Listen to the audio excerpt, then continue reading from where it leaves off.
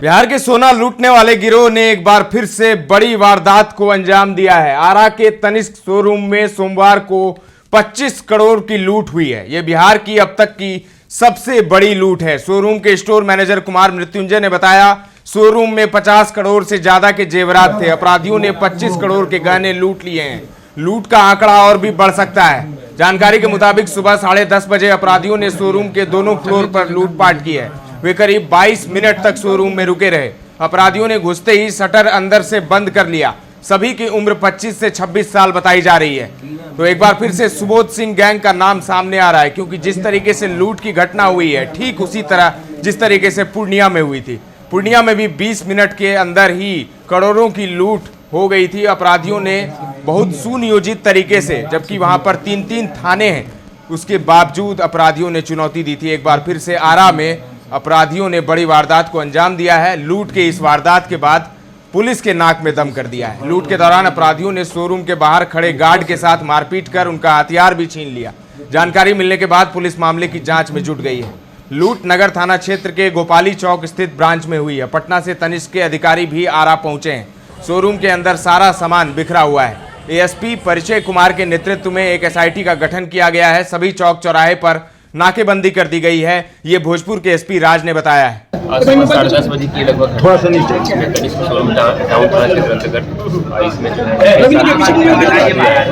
और इनके द्वारा गई है। अभी आकलन किया जा रहा है टोटल कितने अमाउंट की जो है लूट हुआ है। सभी जगह पर नाकेबंदी कर दी गई है। एसआईटी का गठन किया गया है। स्पेशल जल्द से जल्द अपराधियों की जो है गिरफ्तारी कर ली जाएगी। फुटेज में कुछ अपराधी की पहचान की जा रही है और जल्दी से गिरफ्तारी कर ली। कितने की संख्या में सर अपराधी थे? 6-7 की संख्या में अभी सीसीटीवी फुटेज हम लोगों ने जो देखा है शोरूम के अंदर और बाहर में। बाकी इनका रूट भागने का हम लोग देख रहे हैं। और यहाँ पे जो प्राइवेट गार्ड थे जो यहाँ पे ड्यूटी कर रहे थे, उनका राइफल भी लेकर लोगों द्वारा भागा गया। सर लगभग कितने का लूट हुआ है? इनसे अभी स्टोर मैनेजर से अभी हम लोग इसका आकलन करा रहे हैं। जैसा उनके द्वारा दिया जाता है उसके अकॉर्डिंग बता पाएंगे। सर दिन दहाड़े इस घटना को अंजाम दिया गया है। सर अपराधी पहले से बड़ी चूक है और इसमें हम लोग जल्द से जल्द इसकी गिरफ्तारी करने का प्रयास करेंगे। शोरूम के गार्ड मनोज कुमार ने बताया, 10 बजे शोरूम खुला था, तभी 2 बाइक से 6 अपराधी आए और शोरूम के पास गाड़ी खड़ी कर दी।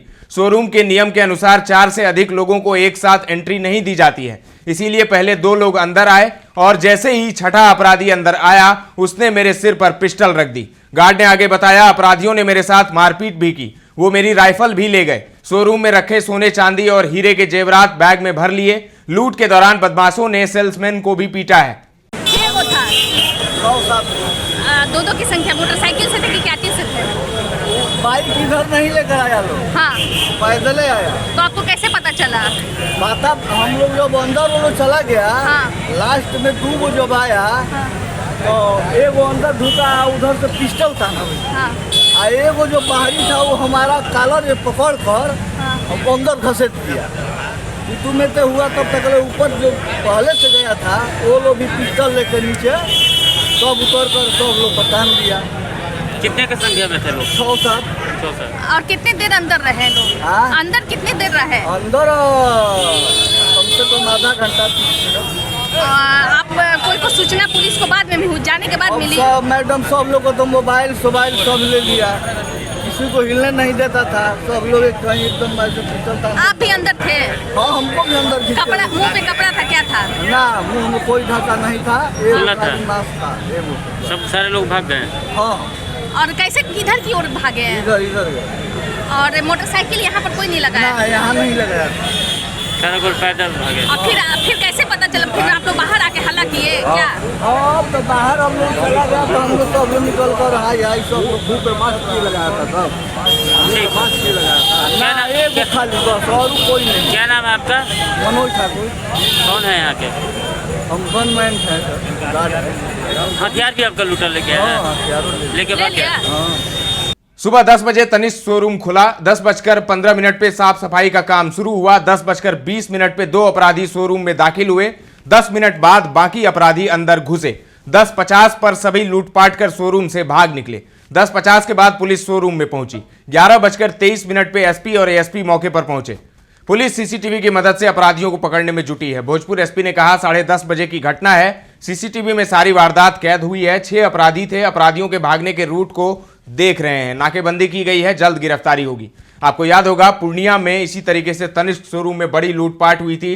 26 जुलाई का वो दिन था, सुबह तनिष्क शोरूम में लूट हुई थी। डीआईजी विकास कुमार ने उस वक्त बताया था कि अब तक के आकलन के अनुसार 2 से 3 करोड़ की यह लूट है। लूट के आंकड़े घट या बढ़ सकते हैं। इस घटना में 7 बदमाश शामिल थे। सीसीटीवी कैमरे में कैद तस्वीरों के आधार पर उनकी तलाश के लिए छापेमारी की जा रही है। उस वक्त कहा गया था, गिरफ्तारियां भी हुई थी, लेकिन जो मुख्य सरगना था वो अभी तक पकड़ से बाहर है। इस मामले में भी ठीक उसी तरीके से लूटपाट हुई है जिस तरीके से पूर्णिया में हुआ था, और पूर्णिया में भी तनिष्क को ही टारगेट किया था, और यहां पर आरा में भी तनिष्क को ही टारगेट किया है अपराधियों ने। एक बार फिर से सोना व्यापारियों की बीपी बढ़ गई है, सोनारों की बीपी बढ़ गई है बिहार में, क्योंकि सोना लुटेरा गिरोह एक बार फिर से एक्टिव हो गया है। और ये गैंग इतना खतरनाक है कि फ्लाइट से ये लोग जाते हैं लूटपाट करने के लिए, और इसके तार सुबोध सिंह गैंग से भी जुड़े हो सकते हैं, क्योंकि जितनी भी बड़ी लूटपाट होती है ज्वेलरी दुकानों में, तो वो सब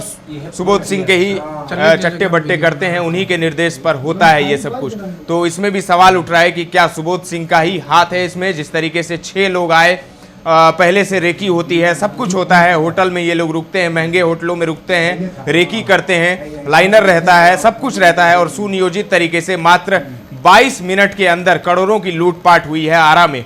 ठीक उसी तरह पूर्णिया में भी 20 मिनट के अंदर करोड़ों की लूटपाट की थी अपराधियों ने।